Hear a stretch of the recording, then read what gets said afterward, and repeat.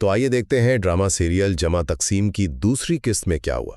اچھا، اس قسط میں کیس اپنی محبت لیلی کے لیے خاندان کی روایتوں کو چیلنج کر دیتا ہے، اور پھر جب دونوں خاندان ملتے ہیں تو بس سمجھیں دو الگ ہی دنیایں ٹکرا جاتی ہیں۔ پہلی بات تو یہ ہے کیس کا وہ جرأت مندانہ فیصلہ اور والد صاحب کی حیران کن شرط۔ کیس گھر والوں کی پسند نزت اور آئمہ دونوں کو منع کر دیتا ہے اور کہتا ہے شادی تو یونیورسٹی والی محبت لیلی سے ہی کرنی ہے۔ اب سب حیران کہ والد صاحب مان کیسے گئے، مگر وہ مان تو جاتے ہیں کیس کی خوشی کے لیے، لیکن ساتھ میں ایک بڑی شرط رکھ دیتے ہیں کہ لیلی کو پوری طرح ہمارے گھر کے طور طریقے اپنانے ہوں گے۔ اچھا، دوسری طرف گھر کے اندر بھی کافی کچھ چل رہا ہے اور باہر سے بھی فکریں ہیں۔ کیس کے گھر میں اس کی بہن ندرت اور بھابھی نگہت لگی ہوئی ہیں کہ کسی طرح آئمہ کا رشتہ پکا ہو جائے، اور دوسری بھابھی راشدہ وہ الگ کان بھر رہی ہیں کہ سنا ہے لیلی نے خود پروپوز کیا۔